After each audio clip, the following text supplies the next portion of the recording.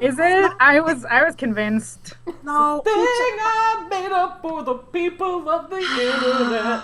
Oh my god. I don't know I mean, you could why pretty much, it's always you could really disco. feed me. You could feed me any lie about the '80s, and I would just believe it. Okay, first of all, that was 70s, because that is some full-on disco Yeah. right there. Exactly. Yeah, that is honestly, I immediately go into like ABBA mode for some reason. Not even no. Don't No, give like yourself that like much credit, sir. on some ABBA Bee is some Gees shit. I'm like, ABBA is it is very much more Bee Gees. Now, yeah. ABBA is some finely tuned pop music. That stuff is perfect. Yeah. Like I'm not even saying like I like ABBA. ABBA's great. No. I mean like if you break it down, Right. it is perfectly constructed. It's kind of spooky actually. I can't argue with that. I can't Yeah. argue with that. So, okay, speaking of disco. Yeah, I watched a documentary about ABBA. What? I Speaking saw of, their show on Broadway. Well, not their show, but Mamma Mia, Mamma which uses Mia. all the app music. Yeah. Which is not good. It's so not good. Susan, Oh, I liked Mamma Mia. Oh, so terrible. I Anyway, saw yes. over the weekend I saw The Yes. Martian. Okay. I saw The Martian, and I was a big fan of the book The Martian. Okay. Big fan, and I've been very curious how they were going to turn this into a film. Yeah. Yeah. Short version is they did an okay job. It's Okay.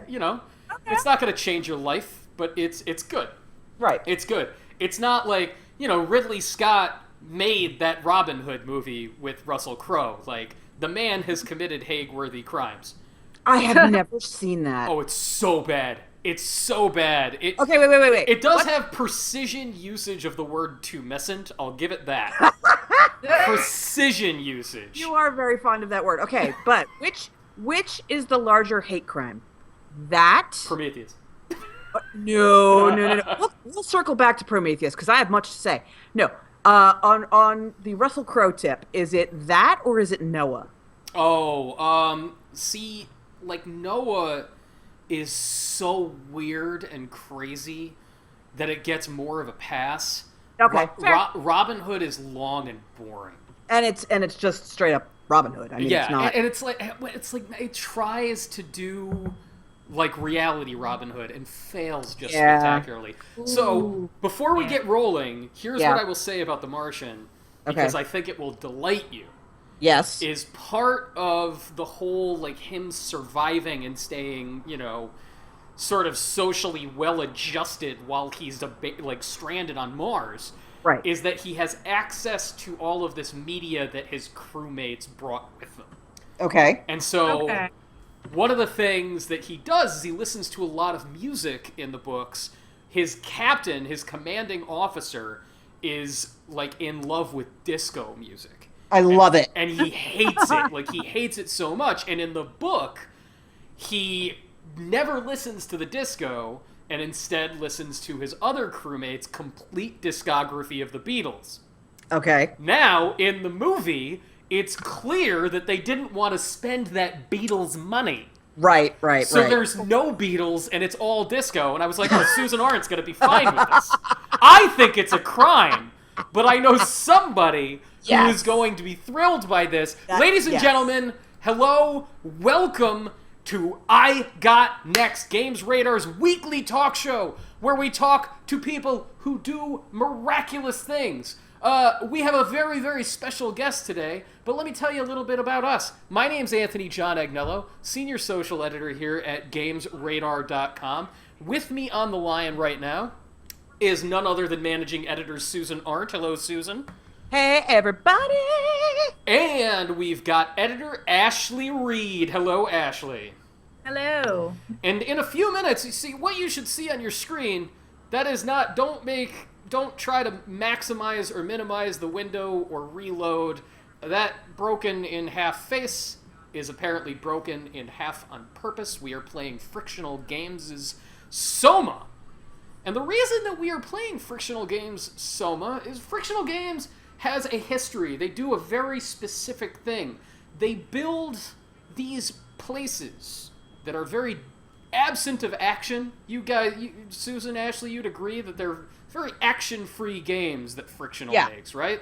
Yeah. That's Absolutely. true. Amnesia and this, SOMA, their latest, which just came out a couple of weeks ago, The reason we are playing this is that our guest today is a man who builds similar spaces in the real world. We're going to be talking to a guy named John Huntington, who is the audio-visual designer of an actual haunted house called the Gravesend Inn. And I am ridiculously excited about this. It's going to be incredibly, incredibly cool. He is going to be joining us in just a half hour. I like guys that it is not even a full week into October, and we're doing this Halloween thing right. We're making Halloween. It happen. Christmas butts up even against Halloween. Now Halloween has to take what it can get. It's all right. I know a lot of people they balk at the presence of Christmas marketing in October, but Susan, I think you'll back me up. This is not a new thing. Well, here's the thing. Okay, it used to be, back in my day, it used to be that Christmas didn't start until Black Friday. Like, there were Christmas decorations, you didn't hear Christmas music. It wasn't until the day after Thanksgiving that you saw anything remotely Christmassy. Yes. Now, as stores have been doing more layaway, like start paying for your Christmas gifts now, it started creeping up and up and up and up.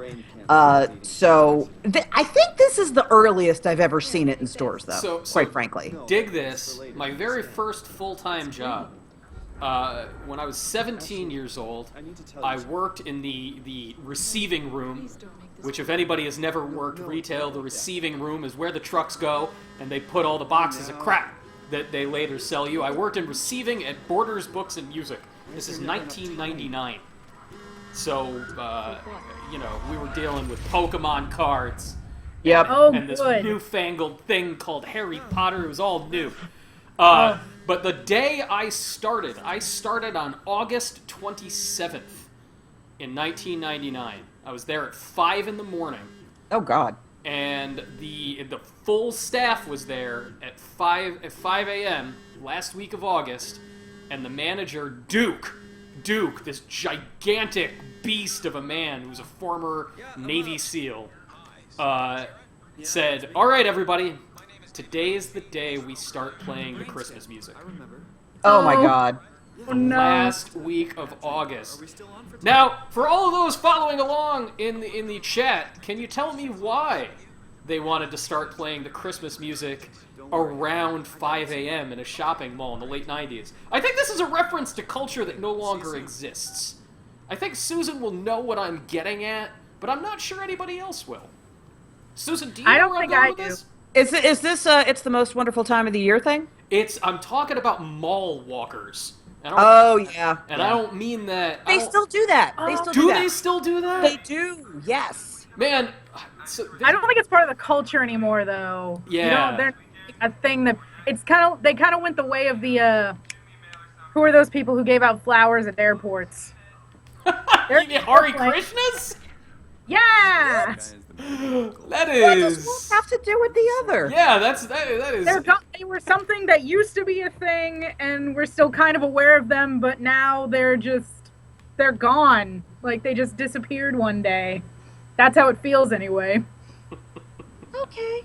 All right. By the way, I'm so happy with what Duke just said here in the chat, which is Soma, Soma, Soma, Soma, Soma Chameleon. Oh, the worst. Right into my heart, Duke. Terrible. Right Terrible. into my also, heart. I believe the Battlefront beta isn't open to the public until tomorrow. Tomorrow? I think. That would I could make be wrong sense. about that. I could be wrong about that. I don't think. Yeah, I think we were talking about that earlier. Didn't the mall walkers just sort of die off, ass Yaddle? I think you're right, Yaddle. Oh. No, Wrong. that's why they were walking, for their health. So, basically, for those of you who haven't played SOMA yet, and to fill Anthony in, because I don't know how much attention you're going to be able to pay to this opening tutorial part, you are playing as a guy named Simon who was in a car accident Yes. and his brain is still bleeding. They have not been able to fix the fact that his brain is still bleeding.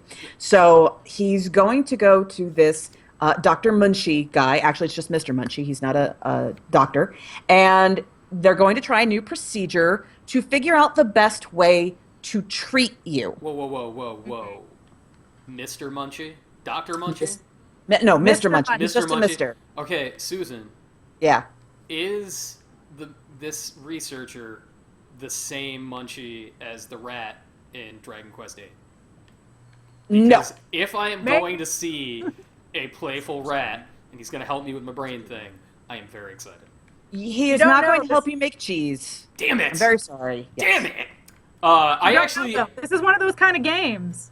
He could very well He be could that very Munchie well and you be would that have Munchie. no idea. I have to say, even though I can't sit here and linger on text for everybody, because nobody wants to sit there and just look at a screen of text. I am, I picked up on all of those little details. I picked up on the premise right away, which is Frictional is so good at making a space. Well, this is why I thought this would be the perfect game to have on with somebody who helps design haunted houses, because they're very good at telling you a story by having you naturally move through a space. Yes. Which is exactly what a haunted house has to do. It has to convey information in non-typical ways. It can't talk to you, so it has to use the environment to maximum effect. And also, this is really just the tutorial. This isn't very creepy at all. Right now, you're looking for a bottle of red fluid, is what you are doing. Yeah. That is the stuff you need to drink, and it's the tracer fluid so that you can go get your neural scan. But yeah, Can you Frictional without is it? extremely good at understanding how your environment helps tell a story Now, Susan, and create mood. Before we even fired up today's stream, you were actually talking about the needs of a haunted house in a video game are very, very different than the needs of a physical haunted house. They need to do very different things. They need to do very similar things. They're both working within a constrained number of tools, right? And to try and evoke an emotional reaction from the player or the guest.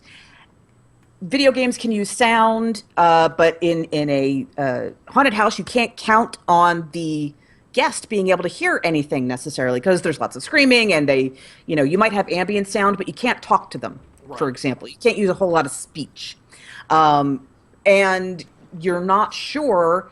Each guest is going to have a slightly different experience in a haunted house, because they're going to be looking different places, whether they're a male or a female. Like, the scare actors tend to target women because they scream more, so men are going to have typically a different experience than women are, and the actors and the gimmicks need to reset. So even depending where you are in line in a haunted house is going to impact the experience that you have. Video games are very similar, because if you let people do different things in different orders, or if it's something very non-linear, like everybody who plays Uncharted has basically the exact same experience. But in other games, like say a BioShock, that's not necessarily true. So you have to design both so that even though the player or the guest is not having an identical experience, they need to come out feeling like they did. Better late than never. That's a really good point. I actually have had, that reminds me of experiences I've had in haunted houses before. I know I was telling you guys, there was one haunted house I went to years ago where someone in the group I was in actually got pulled out by one of the actors and dragged into another room. Whoa! And it was so scary. It was so scary. I'm like, oh my God. So I went through a second time, and I stood in the back of the group and watched really carefully. And I saw a girl kind of just not make any noise or anything while other scary things were going on. She just slid out from behind the curtain and joined the group. And she's the one who got grabbed by the actor later on. And I thought that was really cool, but it is that interesting manipulation of space, because they had something going on over here, so you wouldn't notice something mundane happened over here. And you can't see my Exactly. hand. I mean, it's very much misdirection. They'll set off, a sound effect or a visual effect so that you look over there, so that you can't see what's happening over here. I got to, I've had the opportunity to interview Michael Aiello, who is the creative designer for Halloween Horror Nights down in Universal Orlando, several times. Susan, And if you don't know what that is Halloween Horror Nights, they have multiple locations, right? Or is it just they in have Orlando? they have 3 actually. Japan, they do one in Japan, Orlando, and then Los Angeles. And have you been to all of them? I know you've done the one in No. Orlando. I've only done the one in Orlando several different times. If you guys don't know what that is, basically the folks who make the attractions at Universal Studios, the rides, and who actually do movie effects, for the month of October, they create a park within the park, all haunted houses. They make like 7 different haunted houses. They have scare actors. They have what they call scare zones. And they basically turn the park into one massive Halloween attraction, which is really amazing. And if you ever get the opportunity to go, I highly recommend it. Susan, Do they do like toned down version of that at Disneyland? I feel like they do. They do a kid-friendly Halloween version at Disneyland, so you'll get trick-or-treating, you'll have Mickey and friends are dressed in costumes, but they don't do anything scary. Ah, gotcha. Makes sense. Susan, have you, and Ash, this is a question for you too, have you guys ever been so frightened in a haunted house that you noped out? Yes. You've noped out in a haunted house. Yes. So, Yes. okay, the attendant question that goes with that is how old were you? And where was this haunted house? Okay. This and was what happened? Okay. So, this was 3 years ago. It was the Alice Cooper house at Halloween Horror Nights, and it was completely unexpected. This had never happened to me before, but it was the first time I had been to a haunted house in many, many, many years. And I walked into one room, and we were on a tour where we just went from house to house to house to house. We didn't have to wait in line at all. And this was like the 4th house or so. And I got into a room, and it had a strobe light in it. Uh-oh. And I couldn't. The lizard part of my brain kicked in immediately. I have never known fear like that in my life. It was not, oh, I am afraid. It was that kind of terror that affects you, that you are going to do things in order to survive, Right. kind of terror. Oh, God. Yeah, no, which was a very interesting sensation. I'm actually kind of glad I got to feel it, so I know the difference now. But I knew that if I kept trying to go through the house, I would probably end up putting people in danger because I would do something stupid. So at Halloween Horror Nights, and this is one of the reasons why I praise them, they will have someone about every 100 feet. And so you just go up to them and you just say, you need to get out. Wow. And they will immediately take you, like they don't question you, they don't, it's just like, okay, they grab your hand and they lead you the back way out of the house and you're out of there in seconds. Man, That's that good. That is intense. The best haunted houses do that. Yeah, best haunted houses take safety very, very, very seriously. And it's for the actors too, because I know when I talked to, there was this famous haunted corn maze in the town where I went to college, and I ended up talking to some of the people who were organizing it, and it's a matter of safety for the actors too, because the actors sometimes, because people are so scared, they'll attack the actors. So it's safety for everyone concerned. Right. Adonis 51483 here in the chat is a huge fan. I live in Orlando and I go to Halloween Horror Nights every year. Adonis, have you ever needed to get the hell out? Have you ever taken advantage of those people? See, I think in my head, I think, oh man, if I knew those people were always there, I don't know if I would be able to get scared. Like, Oh, you can. yeah, Not to the point of doping out. but But yeah, I would get freaked out. Oh, heck yeah, because the environments that they create, it's very similar to playing a video game. You know it's a game. You've got a controller in your hand. Right. You know it's fake. But if the atmosphere is created effectively, and if it happens to play into any of your particular buttons, like I was in a house last year that was all dolls. Ooh. Oh, no, The last room was all clowns. clowns. Ew. And oh god, okay, so it was all clowns, and most of them were just mannequins, Ew. Ugh. and then like one or two moved, and I'm like, that's it, I'm running, goodbye, see Oh ya. god. Because that's just my personal thing. If clowns don't scare you, that wouldn't bother you as much. But if it's your personal jam, Oh yeah. Like I actually at a different haunted house here in the Bay Area, I found out that I'm terrified of chainsaws, which duh, obviously. In particular, like other scary things, I'll just be like, oh, ha ha ha, that's funny. But chainsaws, I'll like freak out and run away. fair. And there was one area I went through where this guy was like hidden in the woods, and you'd be walking through the woods, and all of a sudden this chainsaw would buzz like right behind your head, and I was just like, nope, and started sprinting out of the area. I'm like, I can't do this, I can't. And I knew that they take the chains off, but Yeah. it didn't matter. I was terrified. It's the noise. The noise is Yeah. is And immensely the smell. effective. Yeah, and that gasoline smell. Yes. Now this is Smell of Mr. the Munchie. He's going to do He's your doing the brain scan. scan. He's doing Yes. the scan. So sit in the chair. He doesn't look like This Mr. is safe. Munchie. Does not This look is- like Mr. Munchie in my head.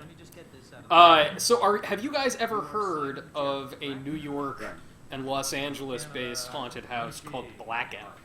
Yes, I have. It's Now, one of the I have- extreme haunted houses.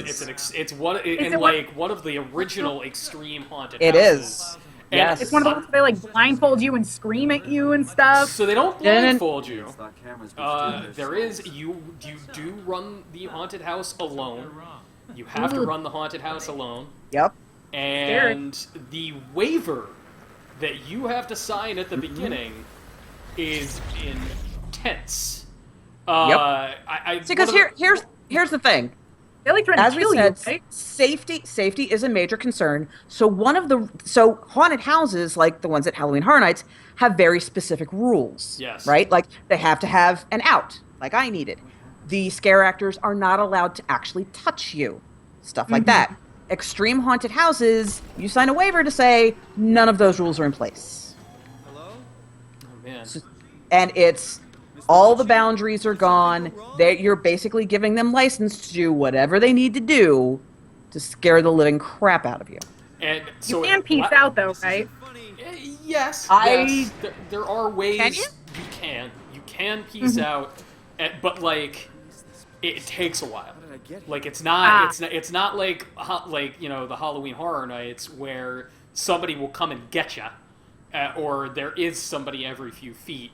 Like you basically have to get down and sit on the floor and like say I'm done.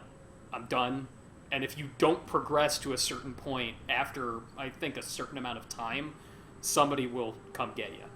Wow. Yeah, I mean the very first thing on like the waiver, insert Omnitool to access. I do not have an Omnitool. I'm gonna find one. No, you do not. You do not. It's the very first thing on the waiver is like we are not responsible for blah blah blah blah blah blah blah, and then the very second thing on the waiver it says must be okay with having a stranger's hands in your mouth. I hope they're clean. I have been trying to get somebody to go to this with me for years, and no one Your will wife ever go. will do it? How unromantic. Being scared just isn't her thing, and I guess, she's very much of the only each other's hands in our mouths. That's fair. That's fair. Unlock terminal from service console. Come on! Guys, where's the Omni tool? I'm gonna save you a little time here just so you can start getting to Yeah. the really good part. Yeah. Break the window. Break the window! Yeah, I'm pick gonna something up get and a break the thing. window. I'm gonna break it. I actually did that. I didn't realize I could. I just kind of did it for a laugh. I'm like, man, I wish you could break windows in video game. Oh, and it was just like smashed. I'm like, that's awesome. Because windows in video games never break. Unless it's scripted. Anybody watching, hello, we're going to be bringing in John Huntington, the audio-visual designer of Gravesend Inn, a haunted... It's actually not just a haunted house, it's a haunted hotel, Oh, even better. which is awesome. That's Wow. Which is I want to super hear awesome. all about it. All of it. Very excited to talk to this guy, so get your questions ready. everyone in the chat. We're going to bring him in just 8 more minutes as I wander around. This place sucks, guys. At first, I was sitting there, I was like, oh, frictional. You can't scare me. I'm talking to people. And immediately, I'm just like, okay. Do you have game audio in your headphones? Yes. Good. Okay, I was going to say that's probably part of what's doing it, because for those at home who can't hear, there's this kind of gentle hum of machinery going on, and every once in a while it just kind of catches like something's moving around. There's nothing there, but you're just like, oh god, where is it? Help. Like, So I you think can actually, open switches that are yellow. You can open. Hey guys, look here. I got a real goo problem here. Yeah. I got a goo situation. mystery There's some goo. I'm gonna get in this goo. It looks like I think that's- it looks like it might have aloe vera in it. It's totally good for your skin. I'm feeling yeah. very dry. Feeling very dry. Oh, nope, that's Oh, gross. What is that on the wall? What indeed? I am sadly not going to Halloween Horror Nights this year, which is okay because I saw the houses this year, and the only one that I was super interested in was The Purge, because The Purge is a very scary movie, and I love it, and I enjoyed The Purge Scare Zone last year. I don't really need to do The Walking Dead again, and I already did American Werewolf in London. So and the Alien versus Predator, I wasn't stoked about it, but I bet it'll be fun because Yeah, I they can had imagine that being really entertaining. there was an Alien one last year, and the detail was I'm sorry, Alien versus Predator was last year. I'm thinking of Freddy versus Jason this year, and I bet it'll be cool. I do, but I'm okay with missing it.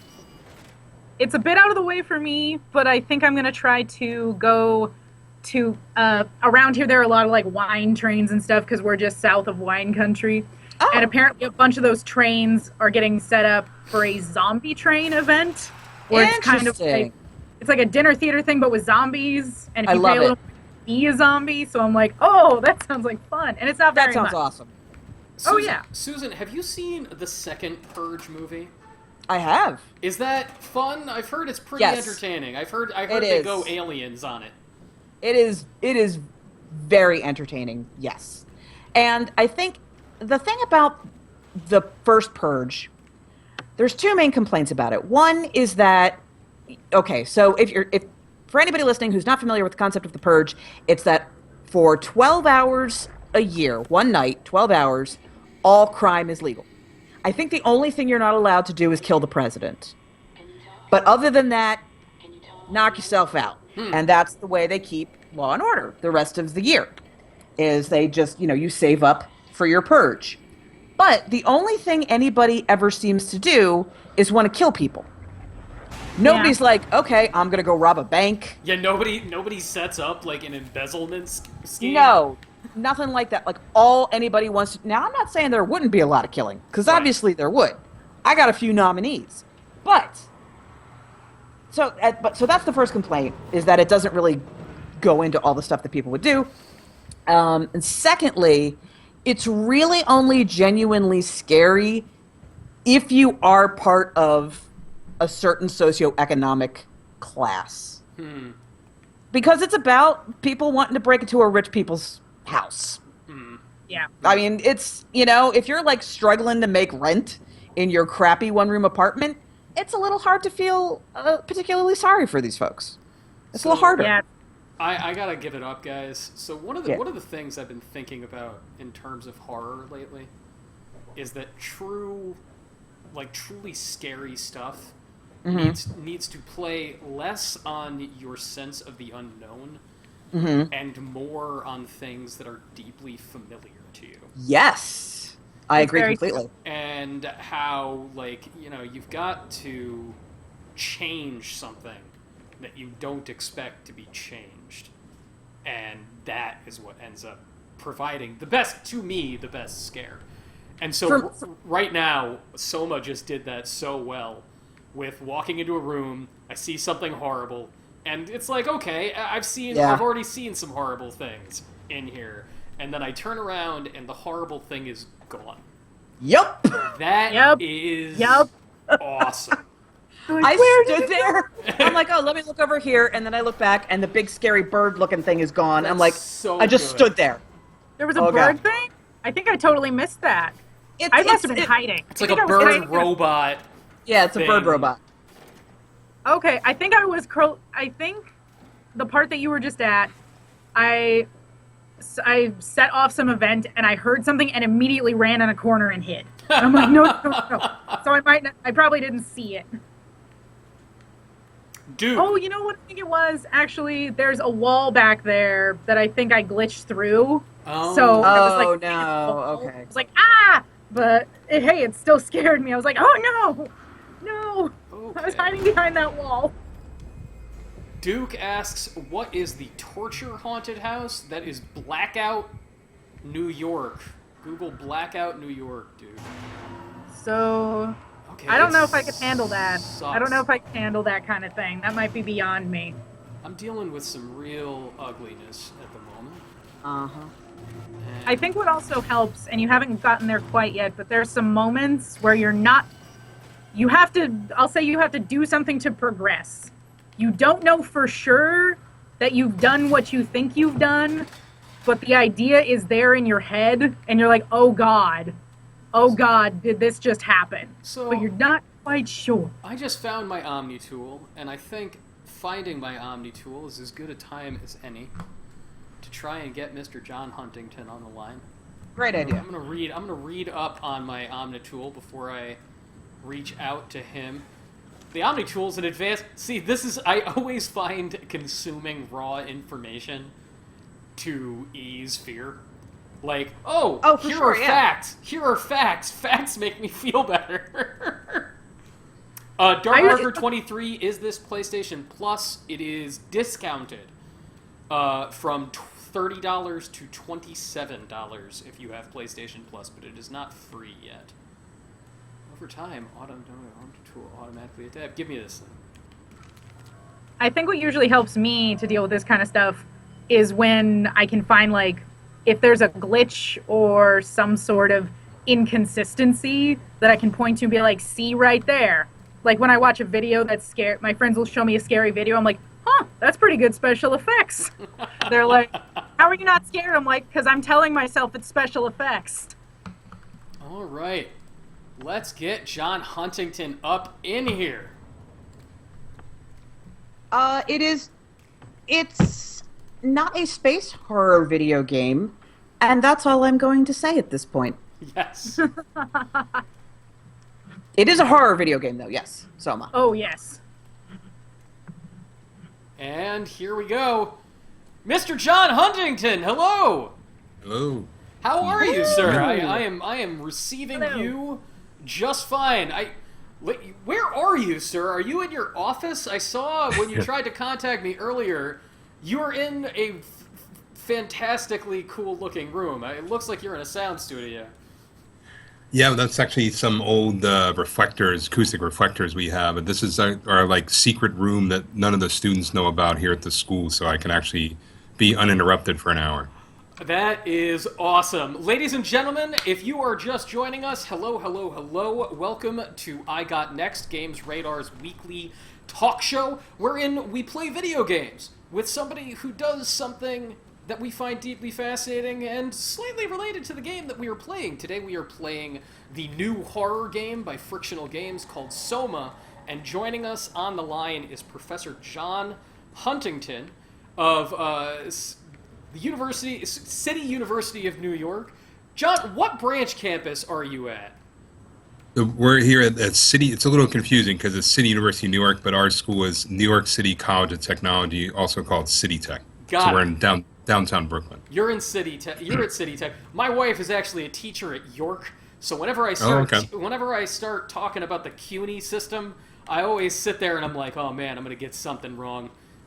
So complicated. It's confusing, yeah. But so we have Professor Huntington here with us today because not only are you a molder of young minds, sir, you are the audiovisual designer of the Gravesend Inn Haunted Hotel. Yeah, so and just like CUNY, it's a little bit confusing, but My title is actually audiovisual video technical director. We have a new audio designer this year, Sam Kuznets, and he was just here. We have about 45 students working on the thing right now downstairs. So I'm a little frazzled. I just ran upstairs to get to come up here. But yeah, Sam actually designs the sound for the attraction, and I do the show control, which is the interactive part, and then also oversee the audio and video systems. And we have the big video system we don't really talk that much about because we want to surprise people, but I could probably let you in on the secret, though. So, John, tell us about the Gravesend Inn. For those unfamiliar, what is your haunted your attraction, as it were? Yeah, I guess I should back up a little bit and talk about our department. We're the entertainment technology department. And for us, entertainment technology includes all kinds of things. The traditional thing would be theater, of course. That's what I went to school for.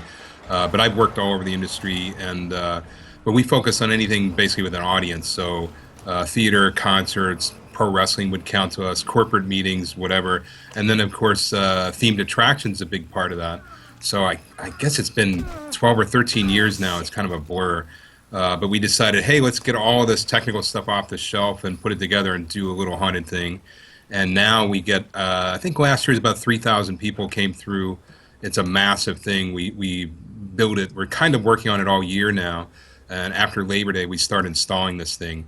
And for the experience for the audience, you can come. It's in downtown Brooklyn. I should have looked up the price. I actually have it on the poster over here.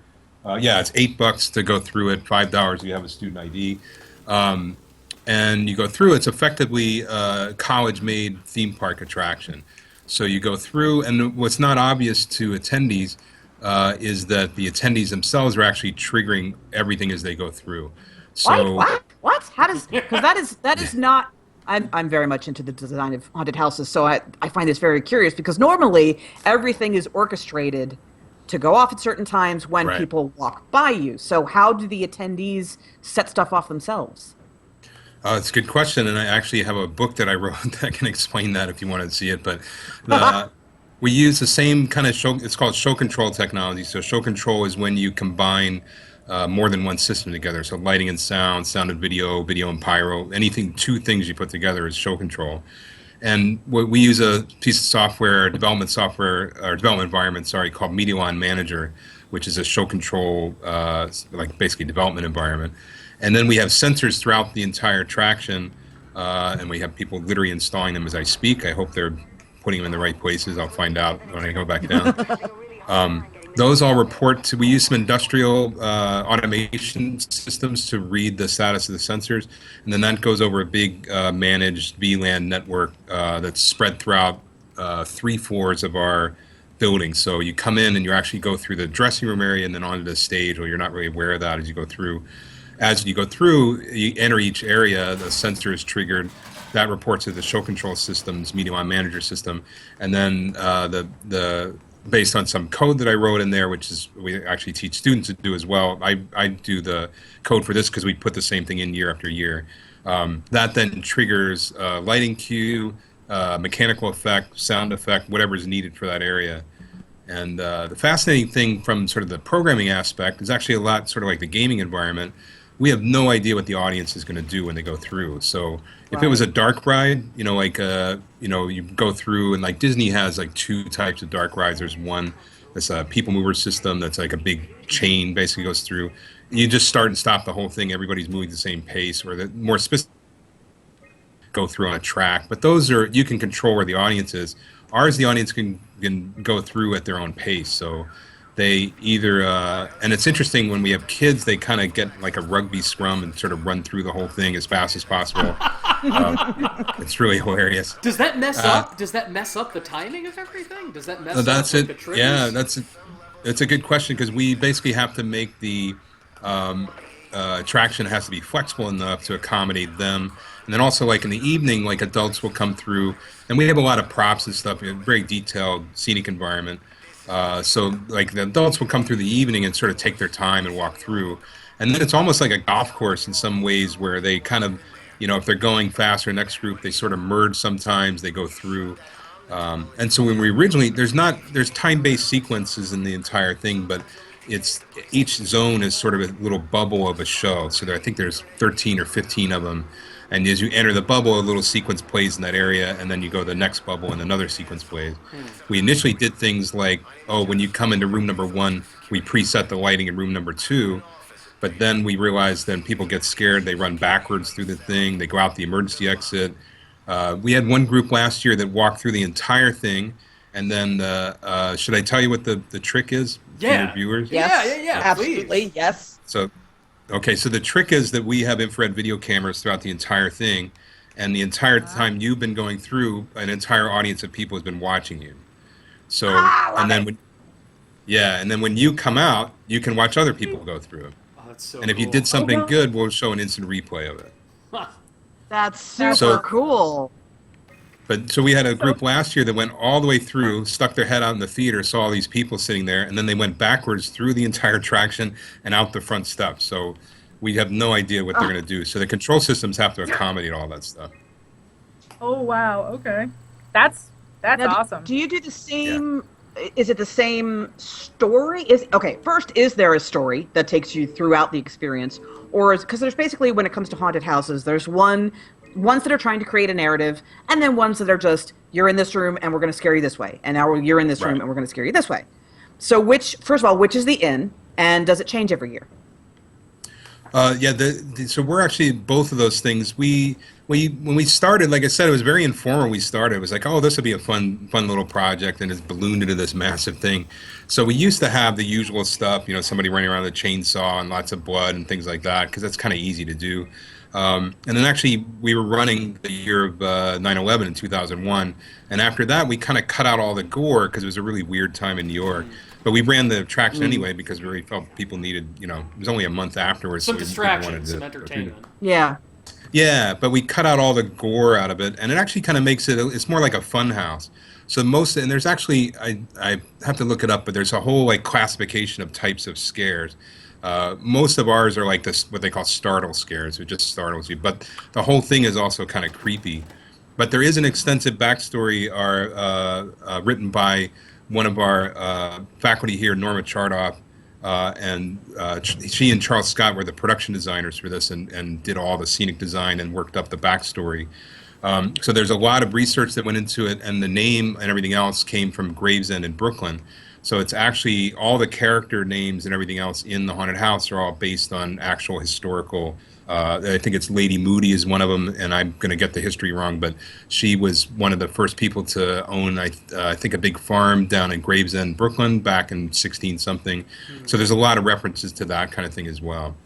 So as you go through, it's something we're always upgrading, and like I said, we have a brand new sound designer this year, so we're really excited to see what Sam's going to come up with. And add to the story. But so it's not so much of a sort of linear narrative in terms of a direct story being told, but there is definitely a backstory that's implemented into the design. So, John, how does the inn change from year to year? You said just a few minutes ago that at this point it's sort of an all year round endeavor, but you guys were really starting to get to work, back at the end of August, beginning of September. So what do you need to change? Is it about maintenance, or is it every single year being like, here are the new ideas that our students are bringing in and that the faculty are bringing in to sort of liven things up? How does that go? Yeah, another good question. Basically, we learned a few years ago that we wish ideally we could move Halloween to December. That would be great because that would give us a lot more time.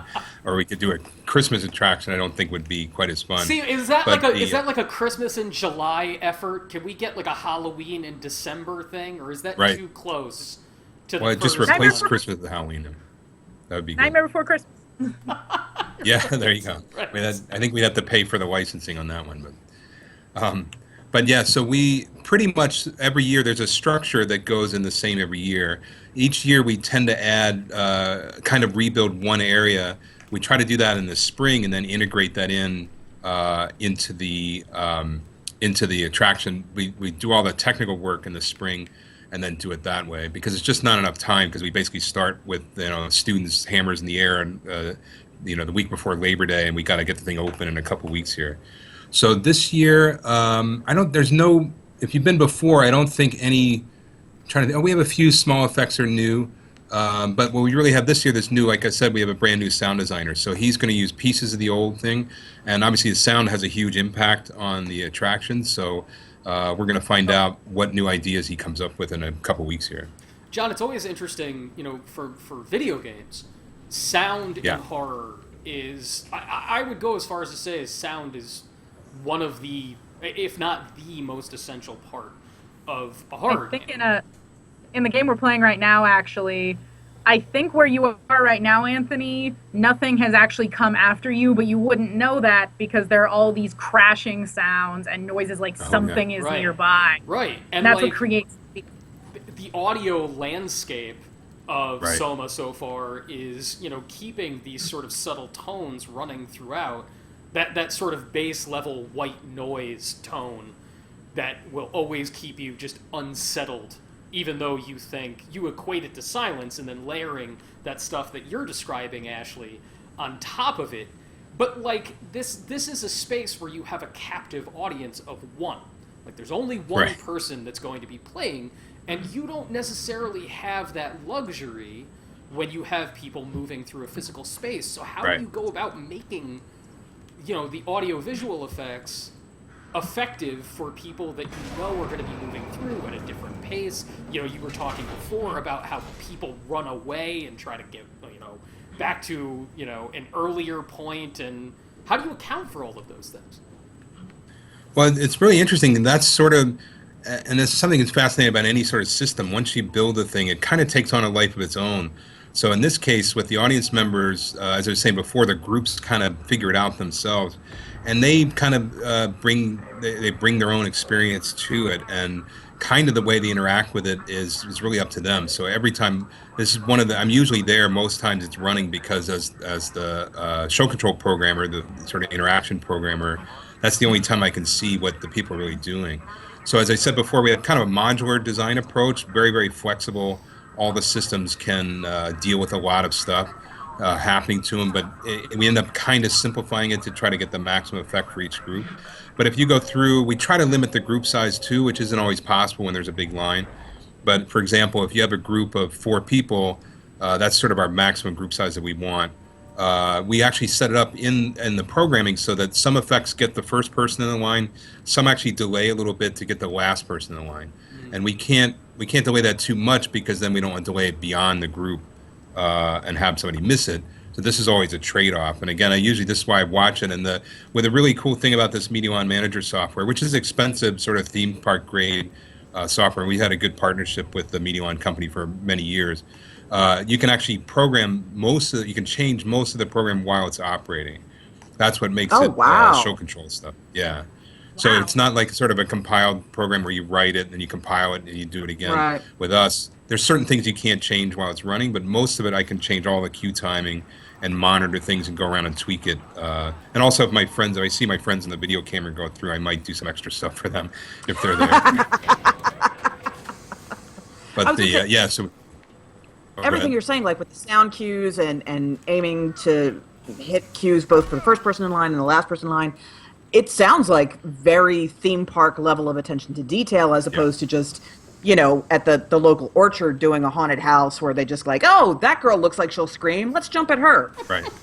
Yeah, exactly. Susan, time out, because there's something I just want to ask everybody here really quickly about that local county fair haunted house. Why is there always somebody in a gorilla costume?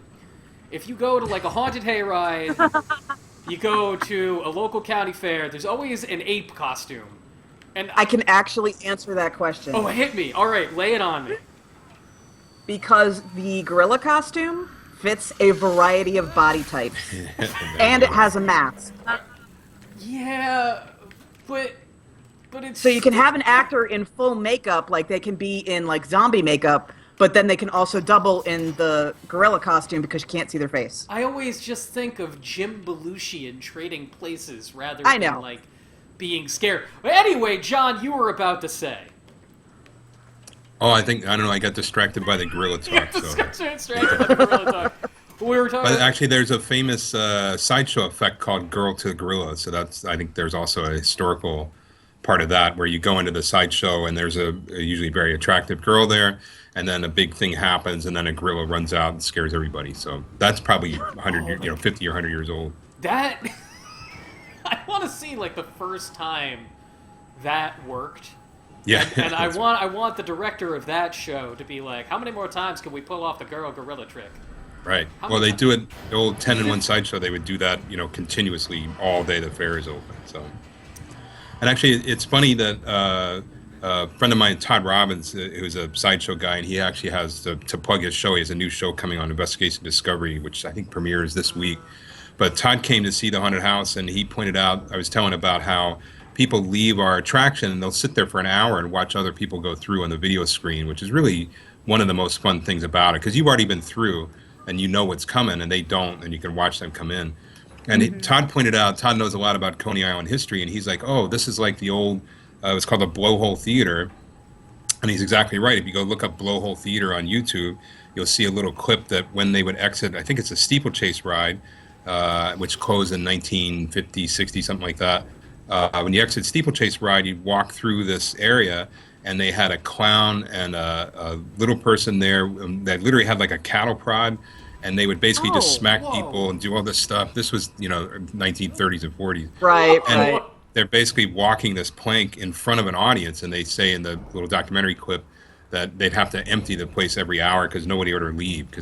But they've already. It's a really fascinating thing because they've already been through that experience themselves. So it's not you're watching other people get scared or whatever, but you've been through the same thing. So it's something you did, and then it's a sort of you feel you're part of the experience as well. So this is the type of thing we honestly kind of stumbled into that.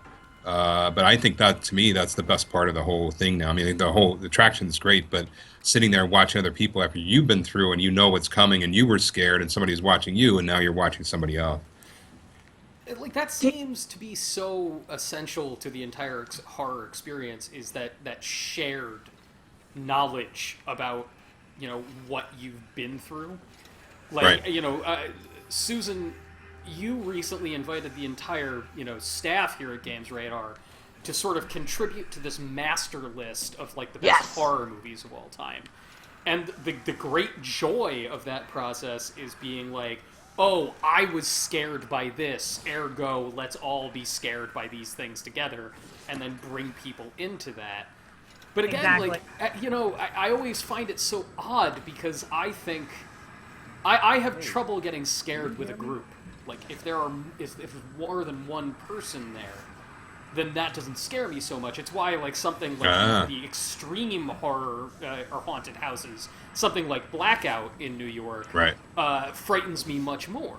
But, like, in your experience, John, is there a way to work around that? Is there a way to, set up an attraction like Gravesend so that it will scare somebody who usually finds safety in numbers?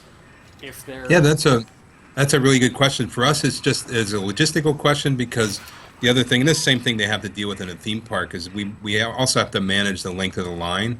Because, I mean, I'm really proud of the attraction, but it's not worth waiting 2 hours to get into, So we try to keep the line down 20, 30 minutes, something like that. But maybe what we should do is offer the premium attraction where you come in, you pay a little extra, and we only let you go through for 15 minutes or something. And we probably have to charge you like $100 or something. But interestingly, that would because I think it depends on who is in your group. Because when I've gone through haunted houses by myself, and I've gone through haunted houses with my husband, and I was far scarier going through them with him, because if we were in a real world scary event, we'd probably be together. Right. Right. So good point. my urge to my worry for him and for his safety is feeding into my own fear. Like, I need and vice versa. But if it's just, a bunch of random strangers, then it's like, whatever, let the zombie eat you. I don't care. that's right. Push him out front. Exactly. I don't have to be faster than everybody. I just got to be faster than you. There you go. John, we were talking before about how, we're discussing personal experiences of going through a haunted house or a haunted attraction of some kind, and getting to that moment we were like, I gotta get out of here! I can't do this anymore. I can't stay here. How do you guys handle it? You mentioned that you have emergency exits, but how do you manage the people that can't deal? Yeah, another good question. That's one of the benefits of having, like I said, we now have for the last, I guess, 5 years or so, we now have video covering the entire thing. And we have a student crew that watches all the cameras all the time because mostly they're looking to see if you do something funny so we can use it in instant replay. But they're also watching if sometimes when you come into our attraction, the first thing you do is go down some steps. And sometimes people just freak out and kind of freeze right there. And Really? when that happens, yeah, when nothing's happened, and some people bring kids that are too young. We don't really Oh, set sure, them up, okay. Yeah, and they it's probably not- build it up in their minds, I imagine. Sorry? They build up what's about to happen in their minds. Oh, so exactly. Yeah. they're the best at scaring themselves. They've already Exactly. finished. Right. So with that case, we have the people watching the screen have a headset, and we have a whole staff that also has wireless headsets, and then they'll go in and say, "Hey, you're okay. You can, it's all right. You can come out this way." And again, since we revealed the secret here, which it's not on the web or anything, but one of the things we can do with that is somebody's really, like a young kid is really not sure if they want to go through. We'll bring them in the back way, show them they can watch other people go through, get a pretty good idea of what's coming, and then it's not so scary when they go through. So Oh, that's really cool. That's really Yeah. nice. Now, so- do you have scare actors in throughout the attraction, or is it just lights and sounds? yeah, we have as many as we can get. The problem is being a school, and we don't have an acting program at our school because we're entertainment technology.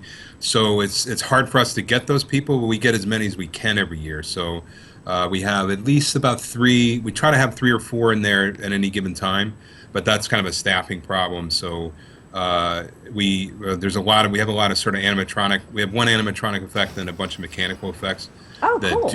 do most of the work for that. And then I'm trying to think. There's at least about 3 people inside that do different things that I don't want to say. Yeah. Can you tell us there- about the animatronics? Yeah, I'd just say that's the first thing you see when you come in. There's a character there that greets you and talks to you for about a minute. Nice. I can tell Now, do timing- you do? I imagine you have to do practice runs where you yourself go through the attraction, so you know that the timing is working and it all makes sense and that everything functions. How do you? I mean, when you build it, I can't imagine that it's as potent to you. So, how do you know when you've made something good? Oh yeah, that's another good question that we really only know when we get the audience in there.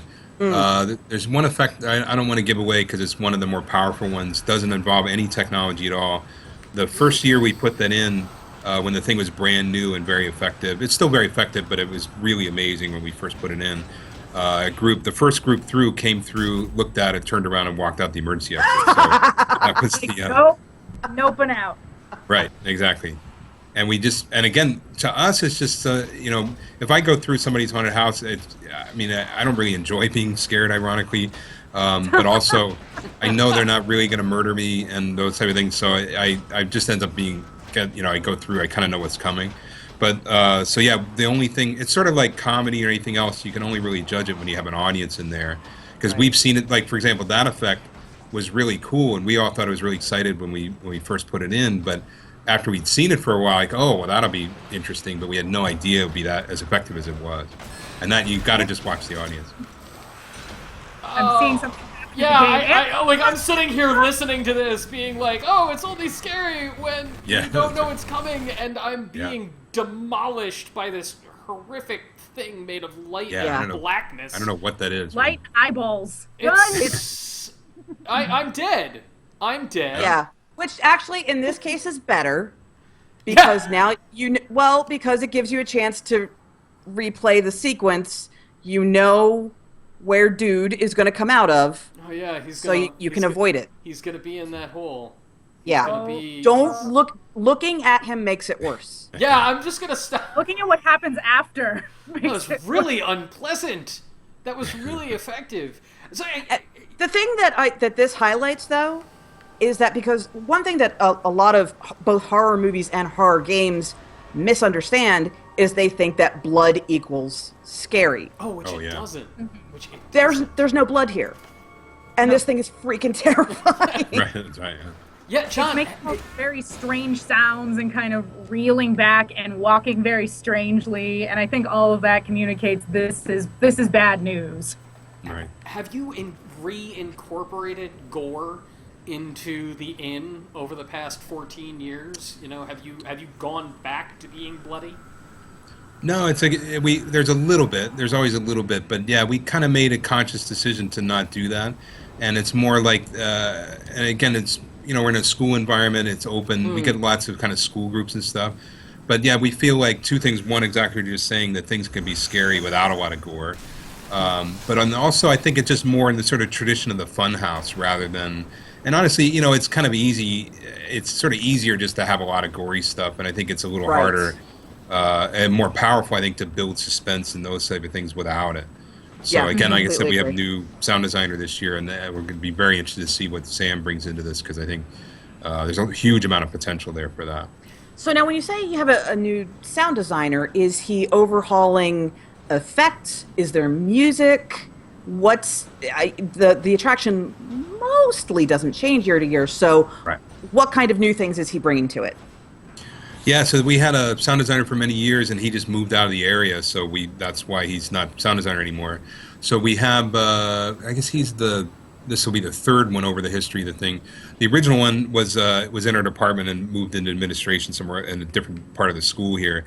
But he was a composer, so there's actually a lot of original music. Cool. Each area kind of has a theme song and so on. So again, I can't really tell you what it's going to be this year, and I can tell you after next week when we start putting it in. But we're putting speakers in and testing things right now, so we'll find out what Anthony, Sam's go going up. to do there. I can't right now. Oh. I can't right now. There's an angry ostrich made of hate and eyes coming at me. Hide behind that wall. Yeah, to the left. Don't worry about it. Don't worry about it. He's fine. It's good. He's totally not, cool. He's not going to come over here. Now, when you say school actually groups, hid there. what age are we talking about? Are we talking college? Are we talking high school? Oh, even younger. We get, I think they don't like really, really small kids is a little too much, but it really depends on the kid. But yeah, we'll get groups of, I'm terrible at ages, but 6th, 7th, 8th grade in there. And then they are the most fun because and it's funny too, there's sort of a generational thing there too. Like they figure out the sensors and the cameras. They don't see them when they go through the first time. But when they sit there, a lot of them want to go back through again and actually actuate things because they figure it out right away. And then the funniest thing is that there's when their teacher goes through. So often, and the really kind of crazy thing when you get towards the end of the attraction, if there's a big crowd in there, you actually hear them because you're in the theater. You don't really know it. You're on the stage. They're in the audience watching you. And there's this huge roar from the audience if you do something crazy. So when their teacher comes in, the kids go insane. And then often, and again, these are the type of things that the audience just really works out. We don't really tell them what to do. There's no applause sign or telling, no behavior type of thing. But often, if somebody does something really funny as they go through, when they exit out, and all of a sudden they're like, what are all these people watching? People actually will applaud spontaneously watching them. So. That's the most cool stuff is seeing what the audience does. So yeah, we have really young kids. I mean, babies obviously a little too small. Yeah. But we get these school groups come through, and those usually come through during the day, and they're the ones, like I said, will form up into a big, rugby scrum of 10 or 12 people, and they all and they merge together too. So then, like they'll go through in groups of 4 or 5 or 6, and then by the end, there's one group of 20, like moving through the whole thing, all holding on to each other. So it's pretty hilarious. John, do you find that younger people, like, do you find that kids are more susceptible or more resistant to the scares?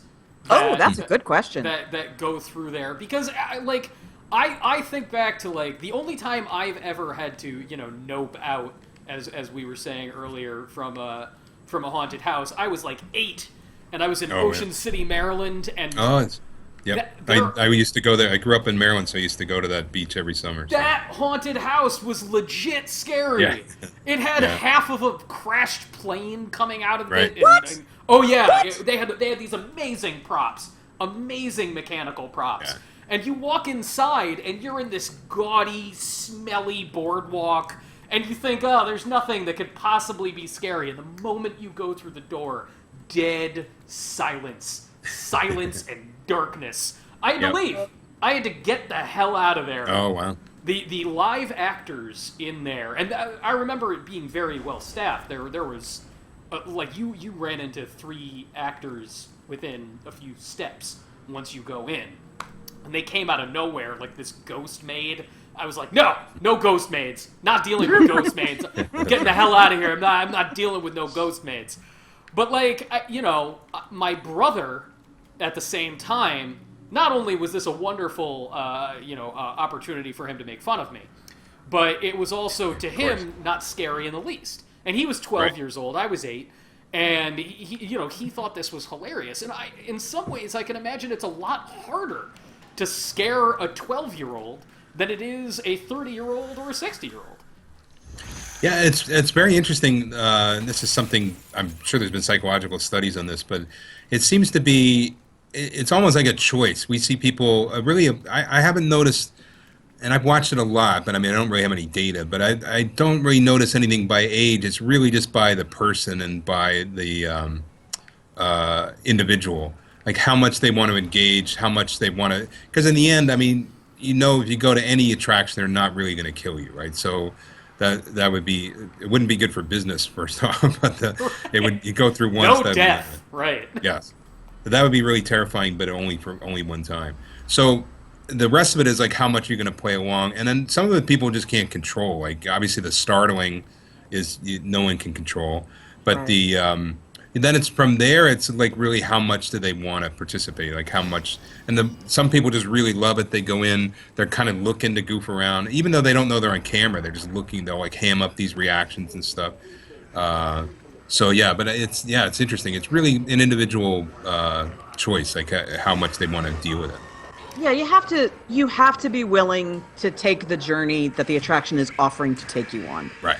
Because it's fake, but if you're willing to put yourself in that space and okay, for the next 5 minutes or however long, how long does your attraction last typically? It's interesting. We just started timing that last year because we always were concerned with the line length of getting in. But I was just looking at I have terrible memory numbers, but I just looked at the numbers today that we measured last year. It was actually a pretty interesting range from about 4 or 5 minutes up to like 8 or 9 minutes. So it really that's depends. a long time. Yeah, I mean, it's, in the end it's short, but then the cool thing is, again, you come out and watch other people go through for half an hour, an hour, so that's definitely worth $8 for all that part. Oh, God. I mean, for a haunted attraction, it doesn't, in real time, no, 8 minutes is not a long time, but for a haunted attraction, that's a long time. I've been through ones that were like 90 seconds. Right.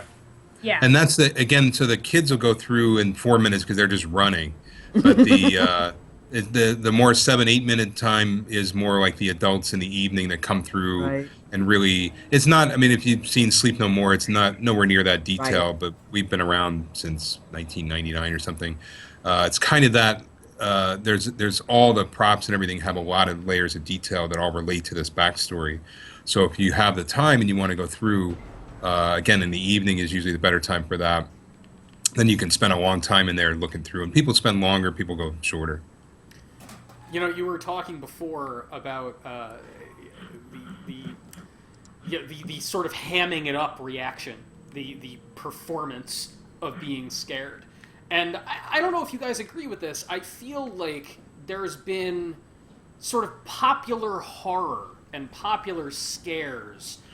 I feel like there has been a shift in the past 5 or 6 years towards, popular tastes in horror leaning towards things where the performance of being scared is part of the appeal. Like, I look at things like the Paranormal Activity movies and, Susan, what was the name of the horror movie that, like, it's all people on Skype and Facebook? Unfriended. Unfriended. And, like, a movie like that is born out of a culture of people, engaging with things that are scary and recording themselves, whether it's streamed or anything. Has that... And I say Blair Witch Project, of course. Blair Witch Project. Yep. Yeah. Yep. Even even this game you're playing right now, the game before that made this company famous, Amnesia, that's how it got so big, was people were streaming themselves freaking out while they were playing it, and then other people played it and they freaked out, and et cetera, et cetera.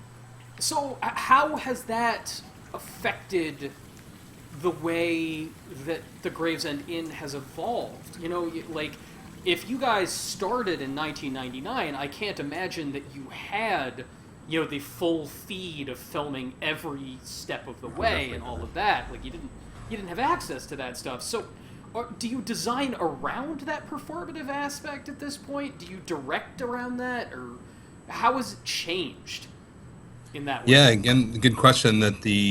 We kind of stumbled into the video thing because I can't even remember how many years ago we started out as much simpler, much smaller, and we had students looking through the eye hole, pulling a rope kind of thing, and we always had a little bit of show control systems in there, but they just weren't that powerful back then. And then we keep moving up every year. Now it's basically runs the whole thing. But with the whole video thing came about when I just said, oh, this will be fun. Let's just stick a camera in this one area. And then we went to 2 cameras, and then we had it automatically switch based on the sensors. And we did 4 cameras the same way. And it's funny because that didn't work at all, because like somebody would go through, they're just about to get scared, and then somebody would move in another area, and the camera would automatically switch to the other area. So we realized somebody has to be watching it. Then we did 4 cameras. And then actually we came with the idea of the instant replay, and the first thing we did was use a TiVo for that. So we just plugged the TiVo in until this, you had to subscribe once and then never subscribed again, and then just used it year after year. And then we went to 8 cameras, and now we have 16. So we'd like to go more. Oh, wow. We're ready to upgrade. So yeah, that was kind of an evolutionary thing. But yeah, it's an interesting thing. We're a little bit limited on the hardware we have right now. We'd like to have some different lenses and so on. We're working to upgrade that. But yeah, I think new things, I don't think none of the rooms have been redesigned since we really went to the camera thing. But yeah, anything we do now, the idea of where we're going to, I don't think we would build it around the camera, because in the end it's still really about the experience in the room. But we certainly would accommodate the camera and think about it. And how are we going to get a good angle on these people? Although, honestly, we don't really know what the reactions are until we get some people in there. So we always end up moving cameras all around. Has there ever been anything that you thought for sure was going to freak people out, and that it just didn't scare people at all? Like, did it make them laugh rather than scare them? Yeah, in our thing, I think, laughter in ours is, we hope they're not laughing at it being corny, but, laughter is part of it for us, because we're really more, like I said, more like a funhouse kind of attraction. But no, I think it's been, everything's been relatively successful. I think we've had the opposite reaction to things we didn't think. Like, again, that one effect that I don't want to give away. We really thought, oh, this would be kind of cool. That's all we thought about it, and it terrified people, and we were really, really surprised about that. And not everybody. Some people go right through the area without thinking twice. Other people, like I said, won't even go in the area. So I think we've been surprised more the other way, where we were like, we didn't expect it to be as scary as it ended up being, which is what makes it really fascinating. Susan, Ashley, has that ever happened to you, where you've been walking through, some haunted house? Especially, Susan, you've been to some of like these industrial grade theme park ones, like Halloween Horror Nights. And you walk through, and it's like something is supposed to just, like, scare the pants off you. And you're like, no, corny. Because, and John, thank you for clarifying. Like, laughter should be a part of it. You want to hear people laughing, especially, like, after they've been scared, because it's that healing thing. But the laughter in response to corniness is the enemy of horror. Like, there's the laughter that's relief. Like, okay, I'm not dead. It's fine, it's fine. It's totally fine. It's okay. And then there's the laughter of, which is what I was doing the entire time through the Resident Evil haunted house. Now, I love Resident Evil. It is one of my favorite series of all time. And this house was, it looked like it was made for $20. The zombie dog was like, one of those dollies that you move furniture on? It was on one of those. There was someone behind it just like shoving it out, blowing it back, shoving. It was not great. Yeah. The Nemesis, which is a zombie character, his his rubber mask was not tucked inside his costume. Oh boy. Oh, So you saw the edges. Yeah. It was not expertly done. That's pathetic. That is That's absolutely pathetic. It was really. I will admit. I will admit. Oh, sorry, Susan. Were you still? No. Go ahead. Go ahead. I will admit, in my younger days, I kind of made a spectacle of myself at our haunted corn maze because the actors at that particular corn maze, they would come up to you and just kind of try to scare you with like, oh, it's a person with a mask and they're scary. And then if you tried to walk away, they would follow you. So one guy started following me, so I started sprinting down this row of corn, and he sprinted after me, and I was like running through groups of people. And then I got to the end of the row and had to turn around and sprint backwards. And I was screaming the whole time, like, he's after me, he's coming back. So everyone got a big laugh out of that. But I definitely kind of ruined the horror of that sequence. I've grown up a little bit since then, but it was kind of a corny thing anyway. So I made a fun situation out of it, I guess. John, what is your you were talking about your background in theater, and what sort of drew you to this? How did you find yourself involved with this project? I mean, was this something you started working on the moment that you joined the faculty at the entertainment technology team at CUNY, or how did you start making a haunted house, man? Yeah, it's been a long, crazy process. So when I got out of college, I ended up working for a special effects company, and I did Little Shop of Horrors and Making Mr. Right and Manhattan Project, a bunch of feature films. This is back in the '80s. And actually, when I talked to the Mythbusters guys, it turns out that Jamie Heineman, I asked him, did you ever hear about this company, Socies and Farron, that I work for? He's like, yeah, I applied there and they didn't hire me. So it was really funny. Oh, damn! I mean, I was some kid right out of college getting paid $6 an hour to weld stuff. So, I mean, I just sort of worked my way through. But that's how I got interested in all the sort of automation technology. So I was working with stuff there, and we built projectors for Pink Floyd and Roger Waters and did a bunch of feature film stuff. Then I went back to graduate school, and then since then I've been in New York. So I've worked, used to write for the trade magazines, and then I worked for a lighting company where I actually did some theme park stuff, some concert things. And then I worked Metropolitan Opera for 3 years. Then I did some consulting, and then I can't believe it, but I've been here 15 years now, and I still do consulting work.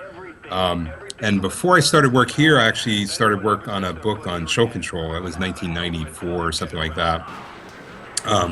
Because that's when all this technology is kind of new. This sort of, it's very similar to like the interactive stuff you'll see in sort of Maker Movement and Arduino and stuff like that. It's just the scale is much larger because we're spreading it out all over the place. And then here in this department, like I said, we're very open because we're a technology department. We're open to things like this. It doesn't have to, we don't have 1,000 acting students to put on stage. So for us, like I said, something like the haunted house is just as valid. And it really came from there. It was, like I said, we really just intended to be like a one-day thing where we just clamp a bunch of stuff to some pipes and have people walk through for fun. And now it's like the biggest project we do every year. And it just, by November 1st, we're all pretty tired because it's been a long process to do that. But I think our structure is unique, that the entertainment technology department here, and we also have an emerging media program, which is more sort of games oriented and interactive media on a sort of smaller scale. That this college what's interesting about CUNY is it's really designed to serve the needs of the industry. And of course, art is very important to us, but we're not a conservatory, so we're not trying to just get actors on stage or musicians on stage or whatever we're doing, although we do all kinds of stuff. So later this year, we're doing sort of a rock concert thing. We have a magic show. We have a traditional theater show. And we have a talent show usually. So we do a little bit of a wide variety of things. And then like I said, we really just kind of fell into this thing, and it just got bigger and bigger and bigger. And then 6 or 7 years ago, we really said we really need to take this seriously. It could have been longer. It's all a border now to me. But that's when we really stepped in, and all the design positions became faculty positions. And there's still plenty of room for the students because it's such a massive project that it's just hard for anybody to step in and deal with this thing in a couple months. So the students are really installing and operating and maintaining the thing, but the design is now has been for a few years has been all faculty driven. So that was a Are rambling they answer. volunteers, or are they getting credit for working on that? Oh the yeah, attraction? well, it's both. We have the best students are the ones that we have to like kick out of the building, but the yeah, so right now actually from 2:30 to 5:30 here we have it's our production class, so that's sport class credit, and I wish I could get a live shot of the theater. There's literally like 50, 60 students down there, and my assistant is overseeing them, so they're okay, and they're really in charge. So the students are in charge of those crews. We're there to make sure that there's no safety issues and equipment doesn't get broken and things like that. And this is a really it's we in our program we most of our classes have a lot of students in them, so we don't. I mean, I went to more traditional conservatory programs, excuse me, and but this is our really sort of one-on-one time with the students, and it kind of ends up being the really motivated students are the ones that are there all the time, and then that's when we get to work with them and say, oh, this is how you install this thing, or this is how this IP address works for whatever, and that's how it's a really interesting way that we kind of scale that to accommodate the larger group. And people work up, so we now this year have the person in charge of the sound crew was on the sound crew last year, and we have an assistant sound designer who was the sound crew chief last year, and so on. So they kind of aspire to these positions, and that way it's just such a crazy project. You have to have been through it once to see where the cable goes and where everything is. So it ends up being, but that's all for credit for the students. Best school ever. Yeah. Right? And what is So- it? What No, go ahead, about Ash. the best? Oh, sorry.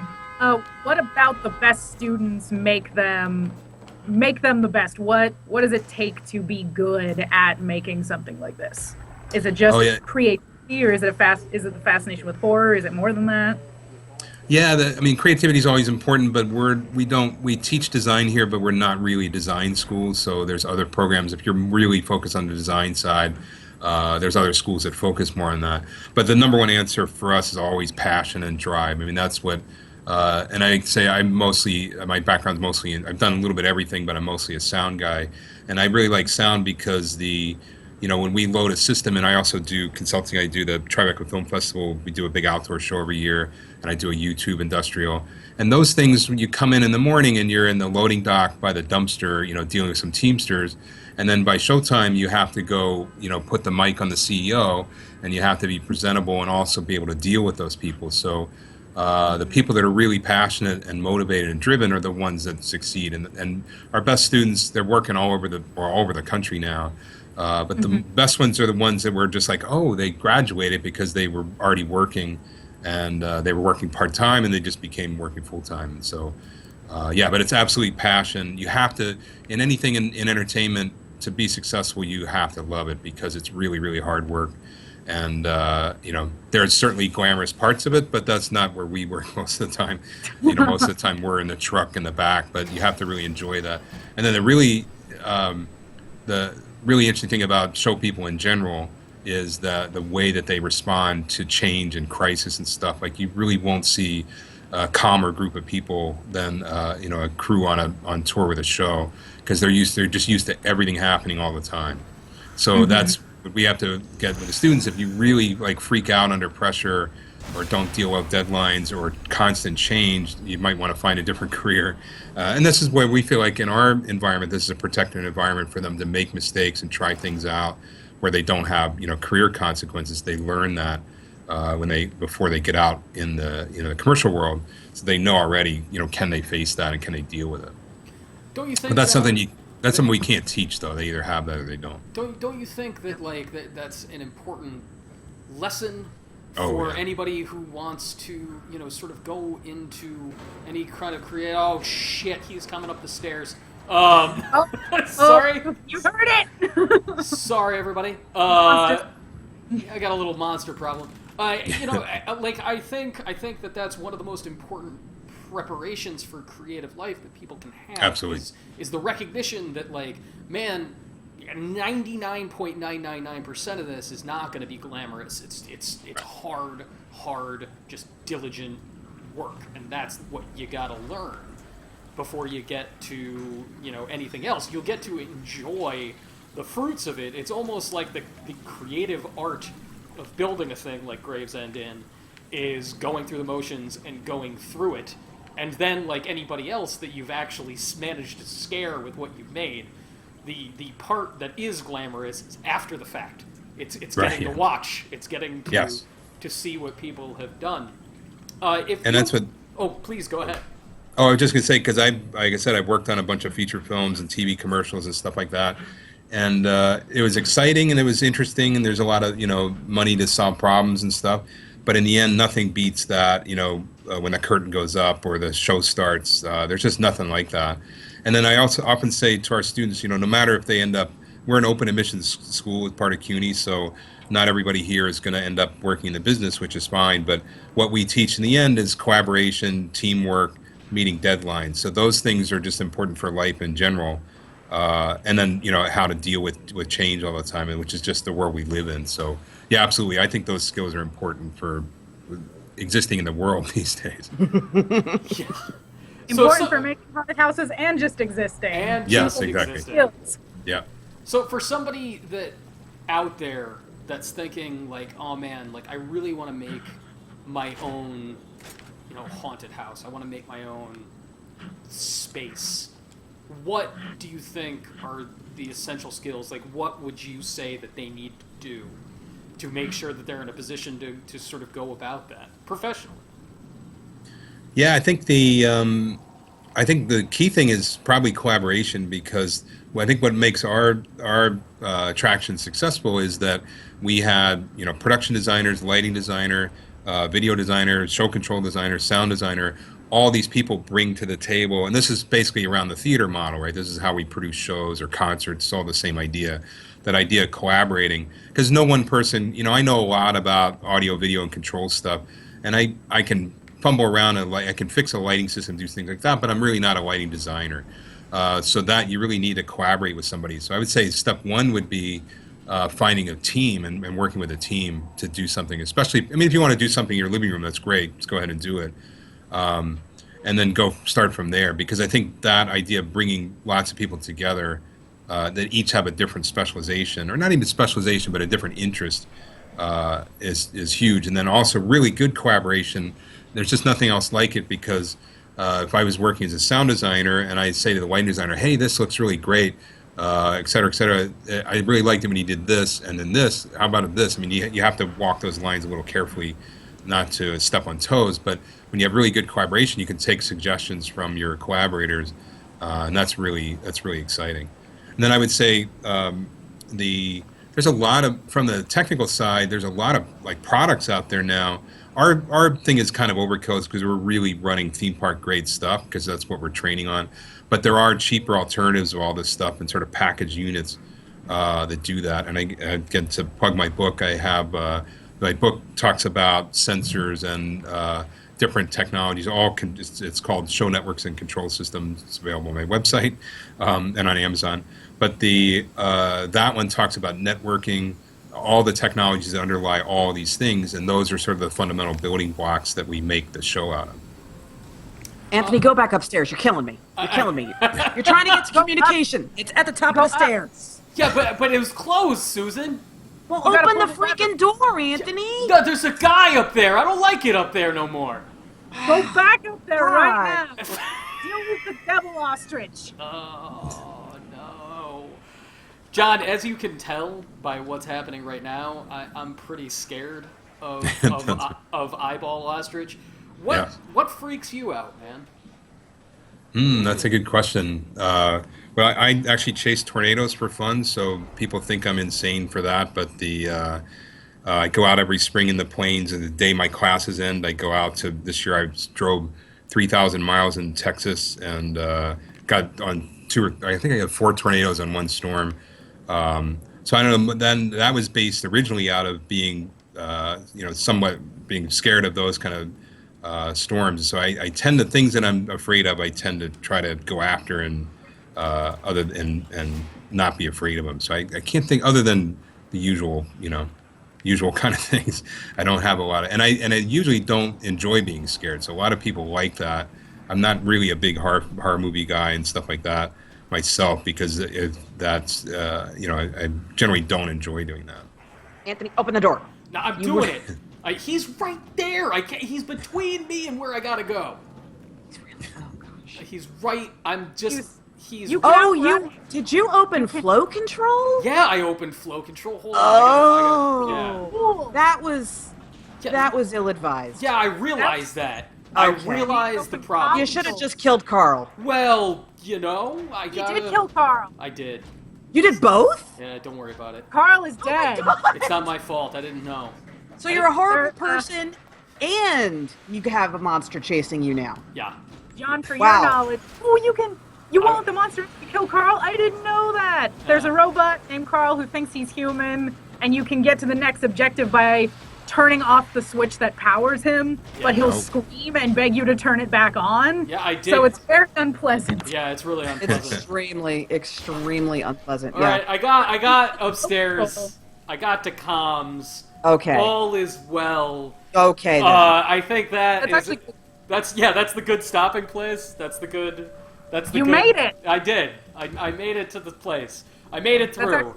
That's good to know though, because I too turned off the flow control because I couldn't stand the thought of listening to Carl die. Poor Turns out Carl. that was So better instead, to do. you let this poor man Yeah. stay in this crippled robot body, Right. convinced he's human. Yeah. That's You think true. that's kind? Okay. I was under pressure. I was You trying kill to him do either a way thing. though, because if you turn off flow control, he still dies, but you just don't have to listen to it. I didn't mean to do it. That tells you something about yourself, I I suppose. didn't mean to do it. Ladies and gentlemen, thank you so much for joining us today. Professor Huntington, thank you so much for joining thank us you. today. John, what is the name of your website? We can plug that into the Yeah, chat. let's plug that book, man. Let's plug yeah, that thank you. book. It's controlgeek.net is my website. ControlGeek.net, and you guys can go there and check And- out. And then also the Gravesend Inn is great. Our website is gravesendinn.org. We open, I have to look at the poster here, October 22nd, and then we run 2 weekends. And if you're in the New York area, please come by. And then just ask, as you already know the trick when you come out, you'll be watching other people on video, but just ask any student for a backstage tour, and we can show you everything, because you can actually see all the technology while the thing's running. So it's designed. Super cool. Deeply Oh, awesome. Deeply awesome. And John, keep an eye out, man. I most certainly will be stopping by. Absolutely, yeah. Everybody, thank you so much for watching today. We will be back tomorrow. Ashley and Ludwig will be playing something weird on Departure Lounge. And then We will. on Thursday, we're going to be hanging out right here with... That is... Alice, did you know? Yeah. Did she know? I Alice is in on the information. That's very appropriate. At 4:30 p.m. Eastern Time, we're going to be playing the Uncharted collection with Naughty Dog. It's deeply appropriate. So if you have burning questions to ask Naughty Dog about how you design the ideal half tuck on your main character, tune in then. If you have not already, please follow us here on Twitch. And everybody, we will see you tomorrow. Bye-bye. Thank you so much, John. Thank you, everybody, for Thank watching. you. Thank you.